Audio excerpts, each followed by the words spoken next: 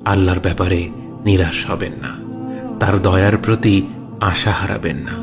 যখন কোনো বান্দার জন্য দুনিয়া সংকীর্ণ হয়ে আসে, বিশেষ করে যখন আপনাকে মানুষ পরিত্যাগ করে, এবং বিশেষ করে এমন কেউ যার উপর আপনি আস্থা রাখতেন কিন্তু সে আপনাকে নিরাশ করেছে, আপনি আল্লাহর পরে তার উপরই আশা রাখতেন অথচ সে আপনাকে লাঞ্ছিত করেছে, সেই সময় জেনে রাখবেন যে আল্লাহ চাচ্ছেন আপনি তার শরণাপন্ন হন।